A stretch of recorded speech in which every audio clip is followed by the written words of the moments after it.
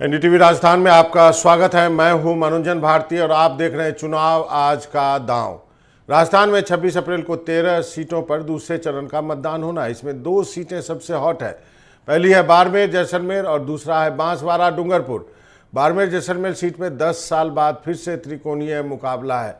यहाँ के शिव विधानसभा से निर्दलीय विधायक रविंदर सिंह भाटी ने ताल ठोककर चुनाव को दिलचस्प बना दिया है। बीजेपी उम्मीदवार केंद्रीय कृषि राज्य मंत्री कैलाश चौधरी और कांग्रेस उम्मीदवार उमेदाराम बेनीवाल दोनों को भाटी से कड़ी चुनौती मिल रही है। यहाँ जातिवाद का मुद्दा सबसे हावी है। बीजेपी और कांग्रेस दोनों ने जाट प्रत्याशी को खड़ा किया। ऐसे में जाट वोट बंटने की संभावना है। वहीं राजपूत समाज से भाटी को बड़ा समर्थन मिलने की बात कही जा रही है। इससे पहले 2019 में बीजेपी के कैलाश चौधरी और 2014 में बीजेपी के कर्नल सोनाराम चौधरी और 2009 में कांग्रेस के हरीश चौधरी यहां से सांसद चुने गए थे। तो ये काफ़ी दिलचस्प मुकाबला है यहाँ पर, क्योंकि जो रविंदर भाटी जो है वो एक इंटरनेट सेंसेशन माने जा रहे हैं। और आपको बताऊं कि यहाँ पर मुकाबला जो है त्रिकोणीय हो गया और काफ़ी देश भर में जो है रविंदर भाटी के वजह से ये सीट चर्चा में आई है और लोगों का इसमें दिलचस्पी है। दूसरी सीट की भी बात कर लेते हैं। आपको बता दूं कि दूसरी सीट भी काफ़ी महत्वपूर्ण है। यहाँ पर जो है कि दूसरी सीट जो है वो आदिवासी बहुल सीट है और वहाँ पर जो है डूंगरपुर बांसवाड़ा में कांग्रेस के नेता कहते घूम रहे हैं कि चुनाव में कांग्रेस को वोट मत देना। आखिर क्यों? क्योंकि इस सीट पर कांग्रेस ने बीएपी को अपना समर्थन दिया है, लेकिन यहाँ पर कांग्रेस का प्रत्याशी अभी भी चुनाव मैदान में है और जो वोटिंग डालने जब लोग जाएंगे तो वहाँ पे उनका भी नाम होगा और उनका चुनाव चिन्ह भी होगा। हालांकि कांग्रेस ने ऑफिशियली अपने प्रत्याशी को विड्रॉ करने के लिए बोल दिया था। तो सबसे पहले बात कर लेते हैं आपको रविंदर सिंह भाटी की, जिसकी इतनी चर्चा चल रही है। सबसे पहले शिप्रा जी हमारे साथ जुड़ गई है, अरविंद चोटिया जी हमारे साथ हैं, सोमू जो है वो भी हमारे साथ है और नीरज हमारे साथ स्टूडियो में। सोमू, सबसे पहले आप बताइए आपकी क्या रिपोर्ट है वहां से? देखिए, मैं अभी बांसवाड़ा से होकर आया हूं। बाड़मेर जैसलमेर की बात भी हम करेंगे, लेकिन बांसवाड़ा की अगर हम बात करें तो वहां पर मुकाबला जो है वो काफ़ी टफ हो गया है। मैं उस दिन वहीं पर था जिस दिन प्रधानमंत्री ने एक बहुत महत्वपूर्ण बयान दिया और उसके बाद उसकी खूब चर्चा हुई, खूब विवाद भी हुआ उस बयान पर। तो बांसवाड़ा की अगर हम बात करें तो वहाँ पर ट्राइबल वोट बैंक जो है वो एक तरफ बहुत बड़ी संख्या में बीएपी की तरफ शिफ्ट होता हुआ दिख रहा है, क्योंकि बीएपी के जो कार्यकर्ता हैं, जो नेता हैं, उन्होंने ये बात पूरी तरह से आदिवासी जो समुदाय है, जो आबादी है, उसमें बड़े पैमाने पे लोगों के मन में बसा दी है कि दूसरी पार्टियों के जो ट्राइबल नेता हैं, जो आदिवासी नेता हैं, वे उस तरह से आदिवासियों की बात नहीं उठा सकते जिस तरह से भारत आदिवासी पार्टी उठा सकती है, उसके नेता उठा सकते हैं। तो जो पूरी आइडेंटिटी पॉलिटिक्स है उसका वो सेंटर बन चुका है और इसको लेकर के आदिवासी पूरे समुदाय में बहुत बड़ी संख्या में, ये नहीं कि पूरी तरह से 100% वोट मिल जाएंगे बीएपी को, लेकिन इसका एक बहुत बड़ा चंक जो है वो बीएपी की तरफ शिफ्ट होता हुआ दिख रहा है। वहीं जो नॉन ट्राइबल पॉपुलेशन वहाँ पर है, जिसमें ओबीसी और जनरल भी शामिल है, उसका पूरा चंक जो है वो भारतीय जनता पार्टी की तरफ शिफ्ट होता हुआ दिखाई दे रहा है। उसमें उनकी बहुत दिलचस्पी भारत आदिवासी पार्टी के प्रति नहीं है। आज वहां पर गोविंद सिंह डोटासरा भी पहुंचे थे, क्योंकि कांग्रेस ने जरूर समर्थन दिया था, लेकिन कांग्रेस में स्थानीय स्तर पर जो नेता थे उनकी भी सक्रियता बहुत ज़्यादा नहीं दिखी थी, लेकिन बाद में वे पहुंचे थे। आज वहां पर गोविंद सिंह डोटासरा की सभा हुई है, 84 विधानसभा, जिस विधानसभा से राजकुमार रोत विधायक हैं। तो ये कोशिश है कि कांग्रेस के वोट बैंक को पूरी तरह से एक साथ समेटा जाए, लेकिन इसमें पेंच यह है कि ईवीएम पे कांग्रेस का निशान होगा। मैं लौट रहा था कुशलगढ़ से बांसवाड़ा की तरफ, तो कुछ लोग थे वो मुझे मिले। मैं एक घर में गया, वहाँ पे कुछ लोग मिले, वहाँ से उनसे बातचीत कर रहा था मैं। उनमें से कई लोगों ने ये दोहराया कि वे लगातार हाथ पे वोट करते आए हैं, इस बार भी हाथ पर वोट करेंगे। तो अगर हाथ पर बड़ी संख्या में वोट होते हैं, जितने भी वोट होते हैं, वो निश्चित रूप से भारत आदिवासी पार्टी को नुकसान पहुंचाएंगे। लेकिन अभी ये जरूर है कि क्योंकि महेंद्रजीत मालविया एक बड़े नेता हैं, दिग्गज नेता हैं और इस इलाके की राजनीति में पिछले 4 दशक के करीब से उन्होंने अपनी धाक जमाई है, उनके पास भी मजबूत होल्ड है, तो वो आदिवासी वोट बैंक में जो वो भी सेंध लगाएंगे और उसके साथ साथ जो अदर नॉन आदिवासी वोटर में, क्योंकि उसका एक बड़ा चंक उनके साथ जाएगा, तो इसलिए वो लड़ाई काफ़ी दिलचस्प हो गई है। अब देखना है कि 4 को जब परिणाम आएंगे तो आदिवासी वोट बैंक का असली सरदार कौन होता है। जरूर, जो राजकुमार रोत का चुनाव चिन्ह जो है हॉकी का स्टिक और बॉल है, देखते हैं गोल कर पाते हैं या नहीं कर पाते हैं। लेकिन जो पूरे देश में जो जिस एक सीट की सबसे बड़ी चर्चा है वो वहाँ से रविंदर भाटी चुनाव लड़ रहे हैं और उन्होंने काफ़ी बाड़मेर को काफ़ी दिलचस्प बना दिया है। शिप्रा जी, आपको क्या लगता है बाड़मेर पर इतनी चर्चा क्यों? ये इंटरनेट सेंसेशन रविंदर भाटी जो हुए हैं, आप होके आई हैं? इंटरनेट सेंसेशन तो है ही। मैं कुछ वक्त पहले गई थी, महीने 2 महीने पहले ही वहां इस इलाके में जाके आई, और मुद्दे पर भी आऊंगी। लेकिन आप जो बात कह रहे हैं वो सही है कि लोगों के बीच में, युवाओं के बीच में, बच्चों के बीच में, जो मतदाता भी नहीं है उनके बीच में और महिलाओं के बीच में रविंद्र के को लेकर बहुत एक्साइटमेंट इसलिए है क्योंकि सालों से जो वो पूरे इलाके हैं जो पिछड़ेपन का दंश सह रहे हैं, वो इलाके खासतौर से जो डीएनपी का इलाका है, डेजर्ट नेशनल पार्क वाला इलाका है, जहां जैसलमेर और बाड़मेर के 100 गांव आते हैं। और मनोरंजन जी, आप कभी जाके आइएगा, आपको हैरत होगी, सड़क, पानी, बिजली कुछ भी नहीं है वहां पर। और फिर भी लोग मतलब अंदर से भले ही आंदोलित हैं, लेकिन कभी ये मौके भी उनके पास नहीं है कि अपनी आवाज या उनकी आवाज को कोई उठाने वाला, चाहे विधायक के स्तर पर या इसीलिए शिव की जो सीट थी वो चर्चा का विषय रही और जीत के आए यंग युवा जो नेता के रूप में रविंद्र भाटी निकले हैं। तो त्रिकोणीय मुकाबला इसलिए माना जा रहा है क्योंकि भाजपा ने जो पूरा जोर लगा रखा है और केंद्रीय राज्य मंत्री कैलाश चौधरी जब यहाँ से उनका जब टिकट भी फाइनल हुआ तो मुझे याद है कि उनका स्टेटमेंट ये भी आया कि मेरी गलती की सजा जो है वो मोदी को मत देना।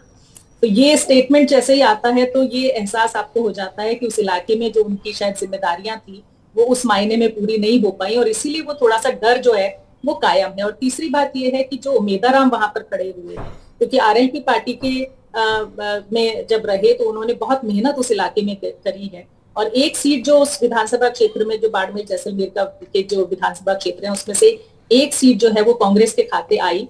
तो उमेदाराम भी जो जब हारे तो बहुत ज्यादा मार्जिन से नहीं हारे थे, केवल 910 वोटों से वो हारे थे। तो उनकी भी कुछ इलाकों में अच्छी पकड़ है, 2 विधानसभा क्षेत्रों में खास तौर से।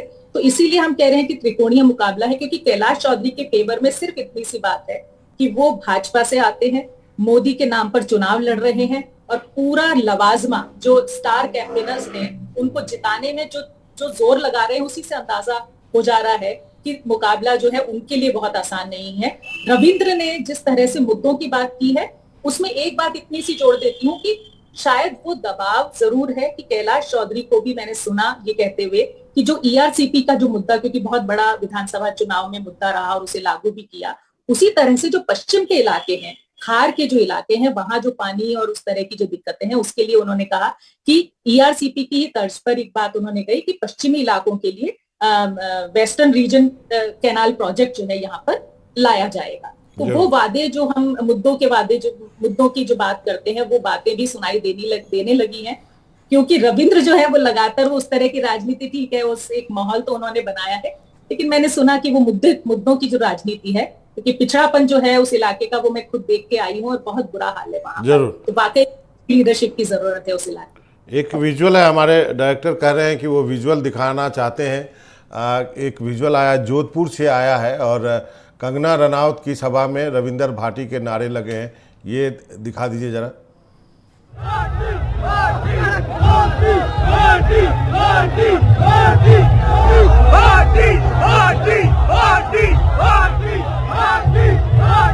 तो ये एक विजुअल है, एक जो कहा गया कि रविंदर भाटी के नारे लगा। अरविंद जी अब आपको लाता हूँ, नीरज आपके पास आता हूँ कि ये क्या सेंसेशन है। कई लोग कहते हैं कि आगे न पीछे जो है रविंद्र भाटी भी जो है वो बीजेपी में ही जाएंगे, इस तरह की भी आशंका कही जा रही है। आपको क्या लगता है, इस यहाँ की क्या रिपोर्ट है? बाबा देखिए, युवाओं का जोश है ये जो बता रहा है कि युवा जो है वो धारा के ओर बह रही है। और कंगना रनौत का कार्यक्रम तो था केंद्रीय मंत्री कैलाश चौधरी के लिए, लेकिन वहां पर भाटी के नारे लग गए। हालांकि भाटी भी विचारधारा भाटी की वही है, विचारधारा अलग नहीं, क्योंकि इससे पहले उन्होंने बीजेपी ज्वाइन करी थी, लेकिन अब वो बीजेपी छोड़ करके निर्दलीय इसलिए चुनाव लड़ रहे हैं क्योंकि उनको टिकट नहीं मिला।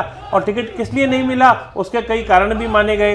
केंद्रीय मंत्री गजेंद्र सिंह शेखावत की और भी कई लोग ने ये आरोप लगाया कि उनकी वजह से उनको शायद टिकट नहीं मिला, क्योंकि मारवाड़ में वो अपनी राजनीति कायम रखना चाहते हैं, दबदबा कायम रखना चाहते हैं। दूसरी ओर ये भी आरोप लगाए गए कि कैलाश चौधरी जब तक हैं और जब तक वो मंत्री पद पर हैं तो उनको टिकट जो है मिलना काफ़ी मुश्किल था। सियासी समीकरण जो है वो अपने पक्ष में बनाने के लिए भाटी को निर्णय लेना पड़ा कि निर्दलीय चुनाव लड़े। इससे पहले सीएम भजन लाल के साथ में भी हवाई जहाज के अंदर वो बैठ करके गए थे, काफ़ी बातचीत हुई, लेकिन माने नहीं भाटी। आखिर उन्होंने ताल ठोक दी और सीधे तौर पर उन्होंने अपनी जनता से ये कहा था कि मैं आपके भरोसे से अपना सब कुछ दांव पे लड़ा के चुनाव लड़ रहा हूं।